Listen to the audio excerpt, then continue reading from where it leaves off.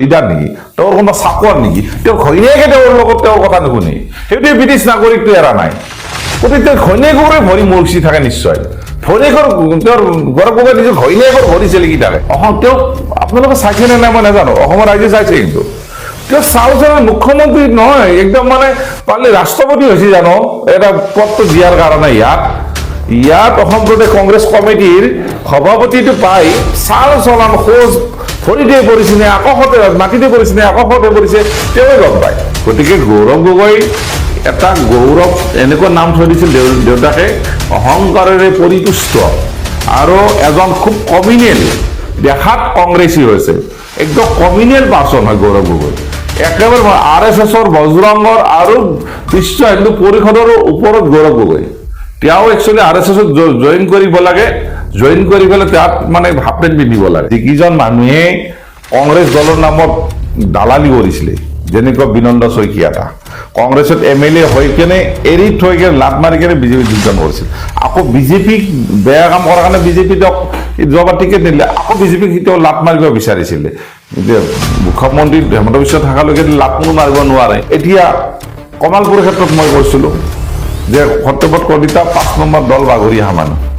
আজি এইটো দল কাৰণে ৰাজনৈতিক এটা মুনাফা লোভাৰ কাৰণে ৰাজনৈতিক এখন ভিত্তি এটা খুলি লৈছে পেচা ৰাজনৈতিক পেচা দালালি কৰিব কিবা কামাৰ নামত কৰবাত ইলেকশ্যন নামত 10 লাখ খুলিব 1 লাখ খুলিব 50,000 কোনে কেইটকা দিয়ে বেলেগ কথা মই নাজানো কিন্তু এই চৰিত্ৰ ভূপেন বৰা আৰু প্ৰদ্যুৎ বৰদলৈ দুইজনে চিনিয়ৰ লিডাৰ গৌৰৱ গগৈ জন্মই হোৱা নাই প্ৰদ্যুৎ বৰদলৈ যেতিয়া NSUয়ে কৰিছিলে জয় হইলে মিয়া চৰ্দাৰ বাদ দিয়া এইগিলাখন আমাৰ লগত কথা নাই এইবিলাক কোনে জয় হয় পৰাজয় সেইগিলা আমাৰ লগত লেনা দেনা নাই আমি কাকো কেয়াৰ কৰা মানুহ গতিকে সেইবিলাখন আৰু মিয়াৰ জাগাত কাম কৰিব মিয়াৰ মানুহ ভোট পাব সেইটো বেলেগ আমাৰ লগত কোনো এইবিলাখনৰ লগত তাৰতম্য নাই কোনে ক'ত বিহাৰীটো জয় হৈছে মিয়া মানুহ থকাৰ কাৰণে তাত হয়নে নহয় এইবিলাখন ট্ৰানজিলেশ্যন জয় হৈছে মিয়া মানুহ থকাৰ কাৰণে আকৌ ক'লো দেৱত শইকীয়া কোনদিনা বিজেপিত আহে মানে আগতে মনটো ভাঙি আছে পঞ্চায়ত ইলেকশ্যন পিছতে মোকে কৈছে না যিজন মানুহে নিজৰ ঘৈণীয়েকে ভোটটো তেওঁক দিব নোৱাৰে যিজন মানুহৰ ঘৈণীয়েকে গৌৰৱ গগৈৰ ঘৈণীয়েকে ভোটটো দিয়া অধিকাৰ নাই তেওঁতো ইলেকশ্যন খেলে পলিটিক্স তেওঁ ভাবিব লাগিছিল এটা ভোটত যদি মই কেতিয়াবা হাৰি যাওঁ গতিকে মোৰ স্ত্ৰীজনীক বা মোৰ মাইকীজনীক ইয়াতে ভাৰতীয় বনাই কেনে ভোটদানৰ অধিকাৰটো দিব লাগে গৌৰৱ গগৈৰ নিচিনা কৰাপ্টেড মানুহ নাই সমীক্ষা মোৰ নাছিলে বেলেগ মোৰ কথা হৈছে আমাৰ এটা ঐক্যবদ্ধ প্ৰচেষ্টা কৰিম বুলি আমি তেতিয়া আগতীয়াকৈ কৈছিলোঁ কাৰণ যিকেইজন মানুহে কংগ্ৰেছ দলৰ নামত দালালি কৰিছিলে যেনেকুৱা বিনন্দ শইকীয়া কংগ্ৰেছত MLA হৈ কেনে এৰি থৈ কেনে লাট মাৰি কেনে বিজেপিত যোগদান কৰিছিল আকৌ বিজেপিক বেয়া কাম কৰাৰ কাৰণে বিজেপি তেওঁক যোৱাবাৰ টিকেট নিদিলে আকৌ বিজেপিক তেওঁ লাট মাৰিব বিচাৰিছিলে মুখ্যমন্ত্ৰী হেমন্ত বিশ্ব থকালৈকে লাট কোনো মাৰিব নোৱাৰে সেইটো আগতে ওলাই দিছে ওলাই দি পেলাই আকৌ কংগ্ৰেছৰ লগে লগে ধৰি দিছে যিজন মানুহ এনেকুৱা বেচৰম গৌৰৱ গগৈ এই গৌৰৱ গগৈ বেচৰমৰ কাৰণে এনেকুৱা হৈছে যে কংগ্ৰেছক লাট মাৰি থৈ যোৱা মানুহজন আনি আকৌ টিকেট দিছে বেলেগ মানুহ নাছিল নেকি তাতে কন্দৰ্প কলিতা আছিল বহুত দিনৰ পৰা লগা গ্ৰাছৰুট লেভেলৰ পৰা কৰি আছিলে এই অসম প্ৰদেশ কংগ্ৰেছ সমিতি সাধাৰণ সম্পাদক আছিল গতিকে ঠিক তেনেকুৱা মানুহে অলপ চাই মানে আমি গ্ৰাছৰুট লেভেলৰ পৰা কাম কৰি অহা মানুহ আমি জানো এতিয়া কমালপুৰ ক্ষেত্ৰত মই কৈছিলোঁ যে সত্যব্ৰত কলিতা 5 নম্বৰ দল বাগৰি অহা মানুহ আজি এইটো দল কাৰণে ৰাজনৈতিক এটা মুনাফা লোভাৰ কাৰণে ৰাজনৈতিক এখন ভিত্তি এটা খুলি লৈছে পেচা ৰাজনৈতিক পেচা দালালি কৰিব কিবা কামাৰ নামত কৰবাক ইলেকশ্যন নামত 10 লাখ খুলিব 1 লাখ খুলিব 50,000 কোনে কেইটকা দিয়ে বেলেগ কথা মই নাজানো কিন্তু এই চৰিত্ৰ এইবিলাক মানুহৰ আগতে 5 বছৰ আগতে মই আগৰ ৰেকৰ্ডবিলাক চাই ল'ব 5 বছৰ আগতে তেওঁলোকে এইবিলাক বিভিন্ন ধৰণে লুণ্ঠন কৰি গৈছিল তাত সমাজটো কমালপুৰত একো কাম কৰা নাছিল গতিকে মই যেতিয়া কমালপুৰত কাম কৰি আছিলোঁ তেতিয়া পঞ্চায়তৰ ফালে গোটাইখিনি মই চম্ভালিছিলোঁ সেইবিলাক পাহৰি গ'ল গৌৰৱ গগৈ অহাৰ লগে লগে এইবিলাক মানে সম্পূৰ্ণ আমাক লাট মাৰি দিলে যেতিয়া লাট মাৰি দিলে ঠিক আছে তোমাৰ প্ৰতি তুমি কৰা আমাৰ প্ৰতি আমি কৰিম কেনেকৈ তুমি আনা মানুহ জয় কৰা আমি চাম বিনন্দকো আনি বিনন্দলৰ মোৰ বিশেষ পাৰ্চনেল নাই কিন্তু আছে নৈতিকতা আধাৰ কাৰণ তাতো কোনোবা লাগি আছিল না বেলেগ মানুহ এজনক আকৌ লাট মাৰি থৈ যোৱা মানুহ আকৌ আনি কি তোমালোক সাৱটি ললা তাৰ ভৰি চেলিকিলে তাৰমানে কি বিনন্দ শইকীয়াৰ ভৰি চেলিকিছে নিশ্চয় গৌৰৱ গগৈ সেই গতিকে এনেকুৱা বুলি মাতি আনিছে তাৰপিছতে এতিয়া প্ৰাণজিৎ চৌধুৰীৰ নিচিনা এজন মানুহক ৰঙিয়া সমাজটিৰ নিচিনা এটা বহুত শিক্ষিত সমাজটি তাৰ কংগ্ৰেছ কৰ্মীখানি খুব ভাল খুব ষ্ট্ৰং কংগ্ৰেছ কৰ্মী তাত ভাল হেৰি লিডাৰ দিব লাগিছিলে নিকা ভাৱমূৰ্তি থকা যিজন মানুহক দিছে জিলা কংগ্ৰেছৰ সভাপতি গৌৰৱ গগৈ এৰি লৈ তেওঁক আৰু ভাল পাইছে তাকে দিছে ইমানখিনি আমি দিলো চাৰু চাইডে মানে ৰিটুনত দিলো এই এজন 2016 জেলত গৈছিল ৰেপ কেছৰ আসামী হৈ কেনে প্ৰাণজিৎ চৌধুৰী গৈছিলে তেতিয়া সেই কথাখিনি আমি কৈছিলো সেই মানুহজনক আকৌ জিলা কংগ্ৰেছৰ সভাপতি যাতে আমি বিৰোধী কৈছিলো এই ৰেপ কেছৰ আসামীজনক দিলে কামৰূপ জিলাখন সম্পূৰ্ণ সমাপ্ত মই তেতিয়া কৈছো কামৰূপ জিলাত এজন হয়তো জয় হ'ব পাৰে সেইজন আমাৰ সেই বিহাৰী চৰ্দাৰটো সেইটো গতিকে সেইটো হেৰি হৈছে বোলে তাৰ বিৰুদ্ধে বেলেগটো আৰু নাই গতিকে এটা মোৰ ভাল লাগিছে আজি ফেচবুক লাইভত আহি পেলাই মই নিজাকে কৈছো যে আমি কোৱা কথা মতে কমসে কম মালিকে বা ভগৱানেও শুনিছে নিশ্চয় বা আমাৰ লগত থকা বন্ধু বৰ্গ যিখন শুভাকাংক্ষী আমি যিখিনি মানুহক আহ্বান জনাইছিলো এইবিলাক মানুহৰ বিৰুদ্ধে আৰু ভূপেন বৰাৰ বৃহৎ জয় হৈছে আৰু প্ৰদ্যুৎ বৰদলৈৰো জয় হৈছে নাই ভূপেন বৰা আৰু প্ৰদ্যুৎ বৰদলৈ দুইজনে সিনিয়ৰ লিডাৰ গৌৰৱ গগৈ জন্মই হোৱা নাই প্ৰদ্যুৎ বৰদলৈ যেতিয়া NSUI কৰিছিলে সেইবিলাক মানুহক যেতিয়া উপলুঙা কথা কব তলত বহাই কেনে আমাৰ মিয়া চৰ্দাৰ এটা আছে ৰকিবুল হুছেইনৰ কথা শুনি কেনে সেইবিলাক মানুহক হেয়া প্ৰতিপন্ন কৰাৰ কাৰণে এজন পিয়ৰ অসমীয়া সেইবিলাক আৰু জয় হইলে মিয়া চৰ্দাৰ বাদ দিয়া সেইগিলাখন আমাৰ লগত কথা নাই এইবিলাক কোনে জয় হয় কৰা জয় সেইগিলা আমাৰ লগত লেনা দেনা নাই আমি কাকো কেয়াৰ কৰা মানুহ নহয় গতিকে সেইবিলাখন আৰু মিয়াৰ জাগাত কাম কৰিবা মিয়াৰ মানুহ ভোট পাব সেইটো বেলেগ আমাৰ লগত কোনো এইবিলাখনৰ লগত তাৰতম্য নাহে কোনে ক'ত জয় বিহাৰীটো জয় হৈছে মিয়া মানুহ থকাৰ কাৰণে তাত হয়নে নহয় এইবিলাখন প্ৰাণজিৎ হুছেইন জয় হৈছে মিয়া মানুহ থকাৰ কাৰণে কোনজন হিন্দু মানুহ থাকাত জয় হৈছে কংগ্ৰেছ কওকচোন ক'ত হিন্দু মানুহ মেজৰিটি থাকাত কংগ্ৰেছ জয় হৈছে জয় হলে হ'ব নহয় কংগ্ৰেছক ভাল পায় হিন্দু মানুহ কিন্তু লিডাৰজন ভাল হ'ব লাগিব না দেৱব্ৰত শইকীয়াৰ নিচিনা মানুহে এজনে আমি যেতিয়া ৰাজীৱ ভৱনত যাওঁ আমাক কয় তেওঁ প্ৰেছ মিটত নেক্সট দিনাখনে এইবিলাক হেমন্ত বিশ্ব শৰ্মাৰে এজেণ্ট এইগিলা বিজেপিৰ একেবাৰে এজেণ্ট হৈ কেনে আমাৰ ইয়াত আহিছে হুলস্থুল কৰিবা আমি তেতিয়া মানে বিজেপিৰ এজেণ্ট হৈছিলো আমি যেতিয়া কৰিছিলো 96ত দেৱব্ৰত শইকীয়া ক'ত কি কৰিছিল আমি নাজানো দেৱব্ৰত শইকীয়া ক'ত কি কৰিছিল দেৱব্ৰত শইকীয়া জানিব 96ত যেতিয়া মই ইউথ কংগ্ৰেছৰ মই ছেক্ৰেটাৰী আছিলো ভূপেন বৰা ডাঙৰীয়া সভাপতি সদায় দেৱব্ৰত শইকীয়া কি কৰিছিল নাজানো দেউতাকক নেমুলত ধৰিছিল নে ক'ত আছিল মই নাজানো আমাতকৈ বয়সত বহুত ডাঙৰ দেৱব্ৰত দা কিন্তু আইডিঅলজিৰ ভিতৰত কৈছো সেই দেৱব্ৰত শইকীয়া অসম ভৱনত আমাক কৈছিল ব্ৰেকফাষ্ট খাই হৈছিল মই মাজতে প্ৰত্যাহ্বান জনাইছিলো তেওঁ যদি শক্তি আছে তেওঁক কওক ক্ৰীড়াকাৰী তেওঁ আমাক কৈছিল আমি নোৱাৰাহে আৰু বিজেপিৰ হেৰি লৈ কিবা এটা অল্টাৰনেটিভ চিন্তা কৰিব লাগিব আৰু তেওঁ নিকা ভাবুতি মাক দেউতাক মাজতে শুনিছো মই প্ৰেছ মিটত মাক দেউতাকৰ কথা যিহেতু তেওঁ আছিলে গতিকে তেওঁলোক নিয়াৰে মই আকৌ কলো দেৱব্ৰত শইকীয়া কোনদিনা বিজেপিত আহে মানে আগতে মনটো ভাঙি আছে পঞ্চায়ত ইলেকশ্যন পিছতে মোকে কৈছে না গতিকে সেইটো যেতিয়া মই প্ৰত্যাহ্বান জনাইছো ক'ব নোৱাৰিলে গতিকে আমাক যিবিলাক আখ্যা দিছিল বিজেপিৰ এজেণ্ট বুলি কৈছিলে আমি সম্পূৰ্ণ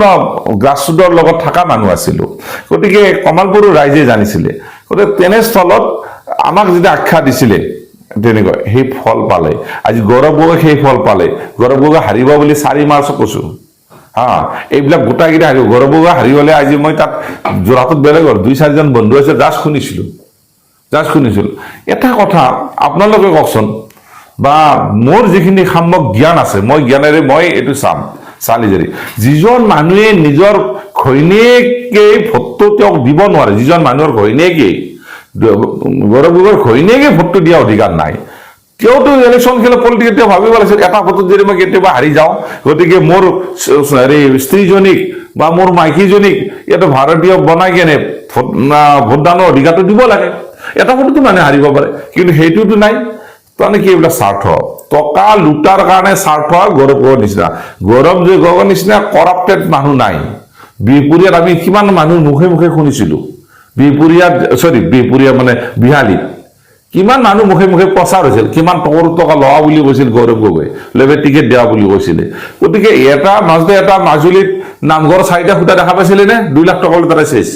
কিন্তু কিনেকৈ লুণ্ঠন কৰা এইবিলাক